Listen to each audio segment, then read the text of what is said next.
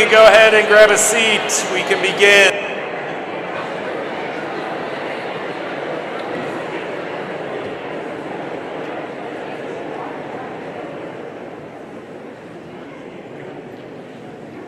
I would like to welcome everyone to our Christian Emphasis Week this year. Christian Emphasis Week is an important part of our school because Westminster is a Christian school, and because we're a Christian school, we're an inclusive school. Our goal is that every one of you feel like a first-class citizen every day at this school, even in Christian Emphasis Week. It's tradition that goes back to the early days of the school and has run consistently for every year, even through a pandemic. And this is meant to be a time for you to consider some of the larger topics in this world and in your life. See, our world is speeding up every single day, and we're forgetting not having the time to think about what is the meaning of life? Who am I? What am I supposed to be doing? Where do I fit?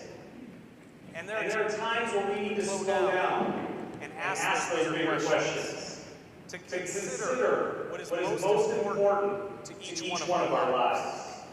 Once again, who are you? Where do you belong? What are you meant to do? Otherwise, at some point in your life, if you don't ask these questions, you'll end up at a point where you will ask, how did I get here? Why am I here right now when I wanted to be somewhere else? And so this is a time to reflect on these aspects of our life, to think outside of the mundane, to think outside of just what do I have to do later today, or what do I have to do for homework tonight, how do I get through this week? You're going to have an opportunity this week to really consider important topics. We're going to be looking at what is a good life. And you have an opportunity that I don't want you to miss. To take some time and ask some of these bigger questions. When I get later in my life, when I am at the place that I want to be, that starts today. It starts today, otherwise you're going to be going in any myriad of different directions.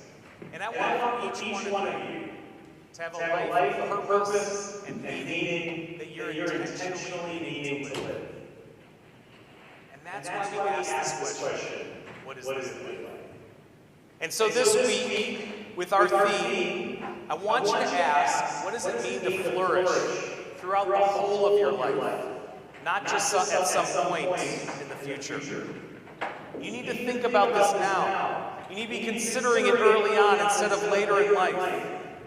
And so today I'm going to be giving you an overview of this concept of what is a good life, and many different perspectives, even though we often think there's only one way to achieving that good life. And we're going to be seeing, what does Christianity say? What did Jesus say is the good life? And what your religion says, Christianity say, and what do I believe? And do these things match up? Grow from each other? These are all things that you can do. I hope each and every one of you will engage in this topic this week, if you're Christian or not. Because you need to connect with and compare what you believe with what Christianity says. Tomorrow we'll be hearing from a professor from Illinois. He's going to be speaking on what does it mean to live a truly human life. Wednesday, you will be in your advisement watching a video and working through a worksheet. There will be an exercise to go through and understand who you're doing, build your future. Now, granted, this can change and can move and transition and be different in the future, but yet when you think about it today, path, you start on that journey that you can live a purposeful life. And then on Thursday, we'll be having our Easter service, which we have every year, but it'll be a little bit different this year. We're going to have what's formed like the Christmas holidays, the Lessons and Carols service, where there will be a reading, and then music that connects to that reading, and then a reading and music as we walk in that way through the Holy Week service. And so let us begin our time with prayer with Catherine Quillian.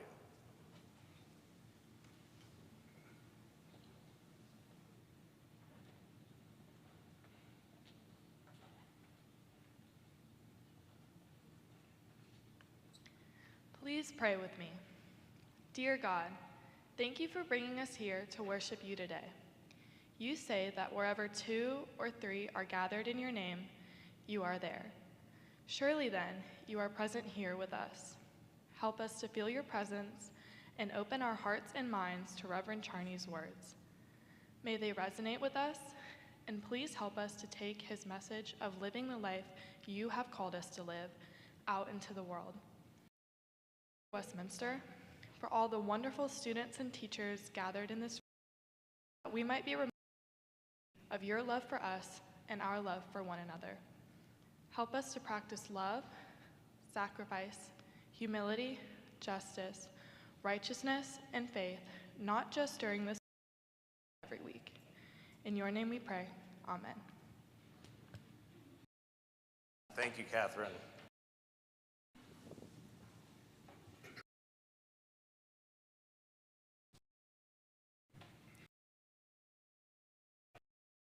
What does it mean to... Now, this might be asking a question that you don't think, is this really what Christianity is talking about? But it is a truly Christian. It is at the core of what Christianity is trying to teach. Jesus teaches about the good life in this. Jesus said in John 10:10, the second half of they may have life abundantly. Ecclesiastes 3:12 through 13 says, then to be happy and enjoy themselves as long as they live. Moreover, it's God's gift that all should eat and drink and take pleasure in all their toil. That sounds like good life to me. John 6:35 says, Jesus said to them, I am the bread of life. Whoever comes to me will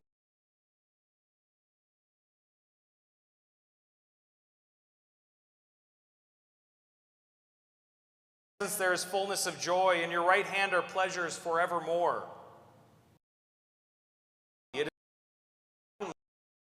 But it is Christ who lives by the faith of the Son, who loved me and gave himself for me. All of these are talking about life and how God and Jesus are meant to bring a new sense of life. It's such a Christian concept. Proverbs 19:23 says, the fear of the Lord is life indeed. Filled with it, one rests secure and suffers no harm. Reverend Charney. Yeah. I heard that Aristotle proposed that a good life is one of virtue and morality. In other words, a good life is one where you strive to be the best version of yourself and ethical in all your actions. He said to accomplish this, you need to learn and contemplate life and then act by living rightly through developing your character to do the right actions like courage, temperance, and generosity.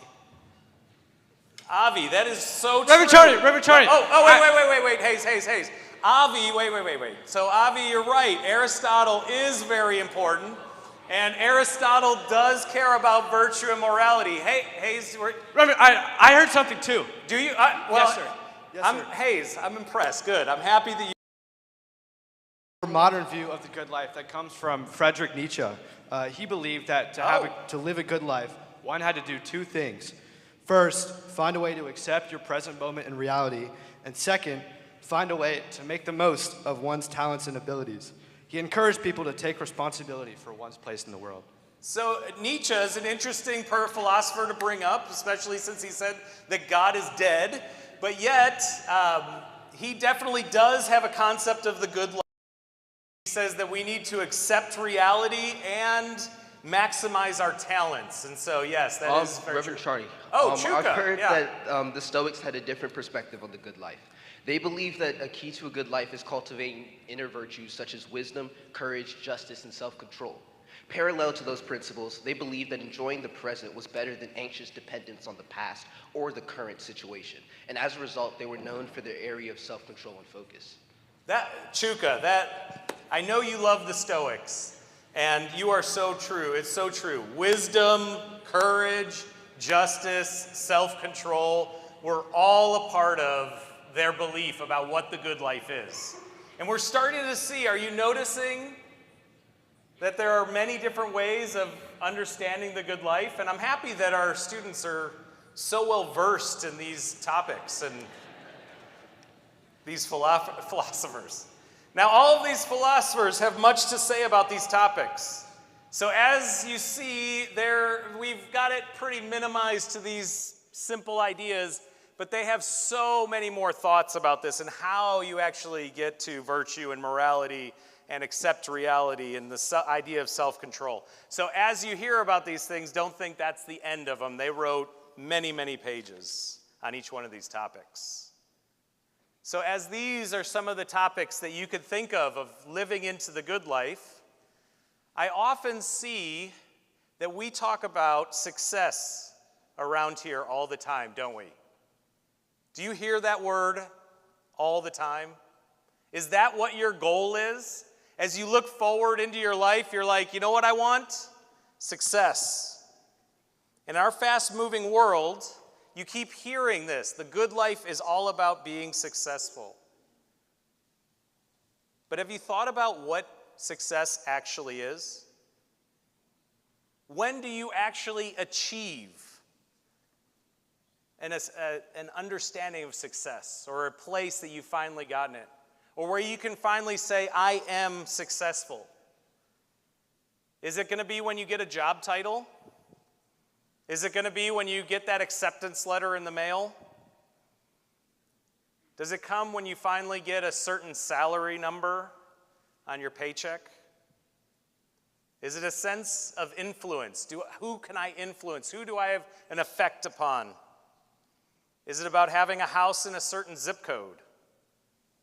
Or is it owning a type of car or clothing or some kind of other stuff? Have you ever thought about what it is? If you've thought, I want to be successful, I want to be someone that they say that person has found success, have you ever thought where that finish line is? Is it about what other people think of you? Which I think is the end of success every time. What other people think of me because I've gotten this, or I've done this, or they have to call me this, or they have to do what I say. And I know that from my life, I remember having a really rough middle school time where I wondered if continuing on in this life was worth it. And I remember thinking, you know what, I'll keep on going because one day these people are going to think, wow, he did something impressive. He's successful. He's made it. And in the back of my mind, that has always been there.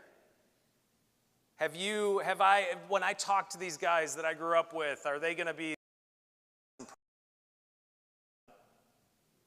And I realized when all of my school I hadn't talked to in 20, 25 years in high school, playing trivia,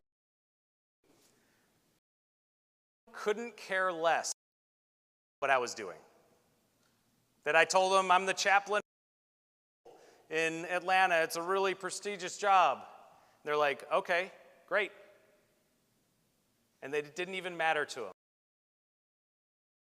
They will think I'm impressive. Didn't think about it for 1 second.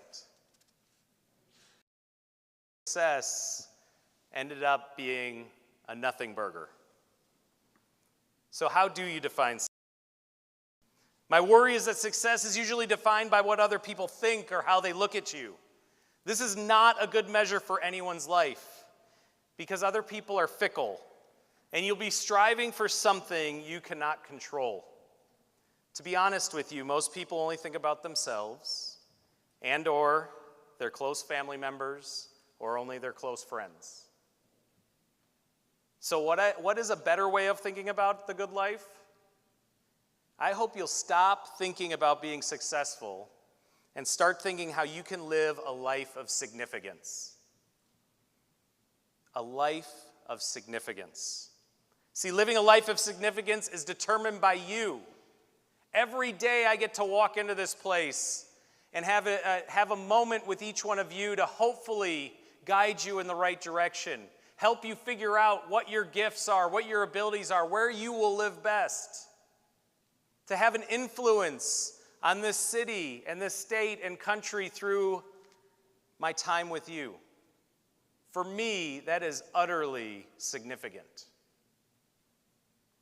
And I get to choose that. I want you to have that life of significance. What do you think is significant? What do you want to do that you are gifted in? How can you make a difference even if no one else notices? Who do you want to make a difference for? How can you make the world a better place for a few people, a group of people, a community that you live in, a city, a state, a country, or the whole world? But you keep doing it because you want to do it, because it fits your giftings and your skills. So changing from success to significance, I think, is utterly important. But a second area that you're told all the time is that if you can obtain wealth, fame, power, and beauty, that you will have something. The world around you is telling you that the good life is all of these four things, or at least one of them. We're immersed in it. The messages about the good life. The marketing world lives off of this every day. The premise that the good life, of what the good life is and how to get there, this is what they are pushing for. And ultimately, all they want you to do is buy their product. If only you own their product, you will live a better life. How many commercials have you seen with people laughing, spending time together, doing an adventure sport with their loved ones, dancing, eating, having a great time? And half the time, the product isn't even in the commercial. They're selling you the message that if you buy their product, service, or medication, you will have a great life. The main message that you're getting from the world is that the four things that give you the good life or make you happy are wealth, fame, power, and beauty. And as long as you have one of these four assets, then you will have a good life. To be clear, these things are not inherently evil, wrong, or bad. But without a good perspective, these things can lead you to a hollow life. They may make you feel good in the short term, but in the long term, they do not give you the happiness that you truly desire. See, wealth, fame, power, and beauty are meant to be tools for doing good. When these tools become ends, they become a problem. When these tools change to being the final goal, they become a problem because they end up being nothing. People obtain these things, and then after a while, they look around to see that they do not provide what they hope for. See, Edward Deci, who came up with the self-determination theory, says that intrinsic or inner motivation is much greater than extrinsic or external motivation, like money. He said, even though our culture puts a strong emphasis on attaining wealth and fame, pursuing these goals does not contribute to having a successful life. The thing that makes your life happy are growing as an individual, having loving relationships, and contributing to your community. Oh, Timaean. Yes. Ubuntu, that Nelson Mandela and Archbishop Desmond Tutu popularized in South Africa, but it was already an African origin value system that emphasizes the interconnectedness of individuals with their surrounding societal and physical worlds. The idea shows that to be an authentic human being is part of a larger and more significant relational, communal, societal, environmental, and spiritual world. That is so true. Ubuntu is about that concept of interconnectedness of individuals with the surrounding society and world. All very good things. Wait, but Reverend Charney, the philosophical hedonist had a theory of value where all and only pleasure is intrinsically valuable and all and only pain is intrinsically not valuable. The goal of life is to be happy through the elevation of pleasure over pain or suffering. Now, this doesn't just have to do with whatever you want, but happiness is the complete absence of bodily and especially mental pains, including the fear of the gods and desires for anything other than the bare necessities of life. Yes, the hedonists. Of course, the hedonist would say that it's always about the elevation of pleasure over pain, that is what the good life is. Wait, Reverend Charney. Oh, Julia, yes. I have heard of utilitarianism and their view of the good life being in the same category as the hedonist. Utilitarians believe in seeking out pleasure over pain and suffering. The difference is they are looking at a large group. Utilitarians believe that actions are morally permissive if and only if they produce at least as much happiness as any other action. The better action is the one that produces more happiness than the other. If the most people benefit from the action, then the action is good. Julia, you said that so well. It is definitely the happiness for the most people possible, is what utilitarians say. The list keeps getting bigger and bigger, doesn't it? What does the good life look like? Let's see if it continues. We need to invest, I think, in those that are outside of yourself. One area that we need to realize that we need investment is with those outside of ourselves. We get a sense of fulfillment that's far greater than being successful, which pales in comparison to the enduring happiness you can find in the intimate relationships that you cultivate with your family and close friends. See, too many people live their whole life chasing after a goal of attaining success through money, fame, power, and beauty, and then come to the end and realize that it didn't give them what they actually wanted. The problem is that often when you ask people, they would all say, we want to create deep and love-filled relationships with members of their family and friends. But in reality, they don't invest in that strategy. They invest in a strategy that they would never aspire to. They invest in having shallow friendships because they chase after things that don't actually build up those relationships. Deep, love-filled relationships take time and effort to build over a lifetime. And you need to invest intentionally cultivating those relationships. In the Book of Joy by the late Archbishop of South Africa, Desmond Tutu, and the Dalai Lama, they teach one of the core paradoxes of happiness is that we are most joyful when we focus on others and not ourselves. In short, bringing joy to others is the fastest way to experience joy ourselves. When we close our heart, we cannot be joyful. When we have the courage to live with an open heart, we're able to feel our pain and the pain of others. But we are also able to experience more joy. The bigger and warmer our heart, the stronger our sense of aliveness and resilience. Excuse me, Reverend Charney. I've Emmy. actually heard that Immanuel Kant had a different spin on the good life. He said that the goal of life is attaining both complete virtue and happiness at the same time, even though virtue and happiness can often work in opposition to each other. He said that being virtuous means that you have to hold together morality, reason, and freedom all together.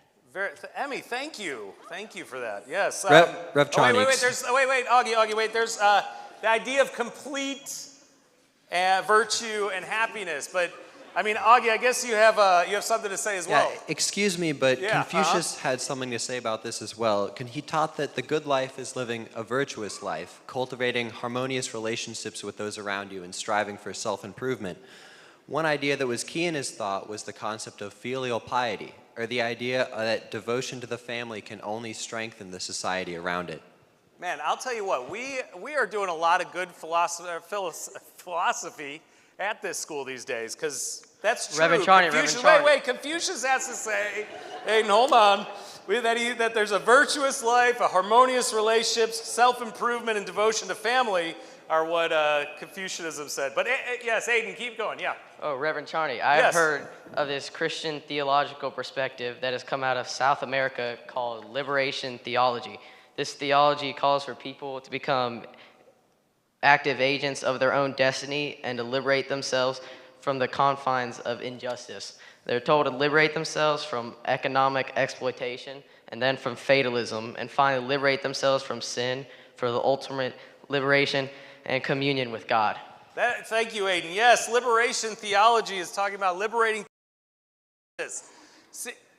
Do you guys see how many? I mean, this is only 9 of philosophers or philosophical schools and different groups and their beliefs. And there are so many more from different religions and different philosophical schools. There are so many different ways that people believe that the good life can be achieved. Did you realize that there are so many different ways? Or did you think that there was only the one way that everybody keeps striving for, that you might have been striving for, and you didn't even realize it was a part of a belief? See, the difficulty about worldviews is sometimes you don't realize. I want you to think outside of just or the life that fits you.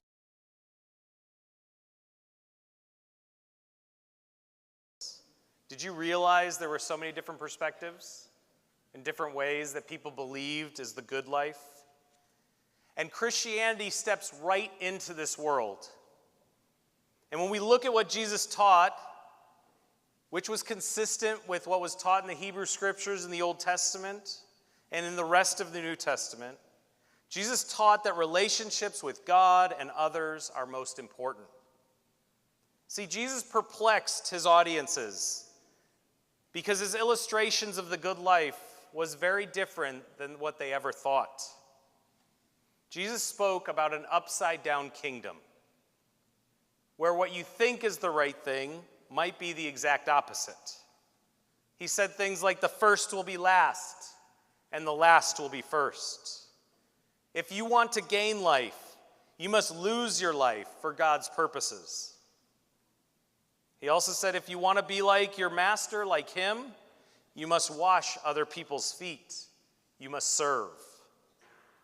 He said, it is more blessed to give than to receive. Jesus' Beatitudes in the Sermon on the Mount fit with this as well. He said, the blessed life where you are blessed are when you are poor in spirit, when you're mourning, those that are meek, those that are persecuted, those that hunger and thirst for righteousness. Not what you typically think of when you think of being blessed. But what Jesus was saying, that when these things are happening, you are actually in a place of blessing. See, in this upside-down kingdom, there are so many different things that could be brought out from it. But I want to give you 5 of the teachings that I believe Jesus teaches as the good life. Now, this list could be miles long, but these are what the top 5 that I thought were most important.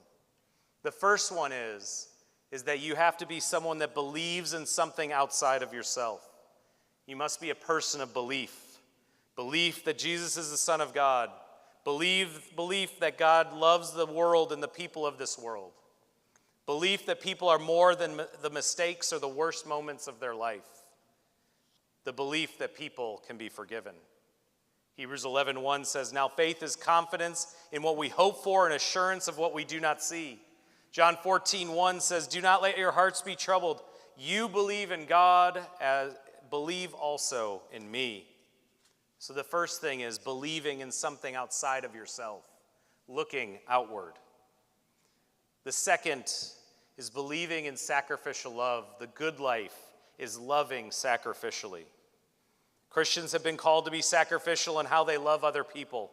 It is core to how Jesus lived, and Christians are called to do the same. John 15:13 says, greater love has no one than this, that someone laid down his life for his friends.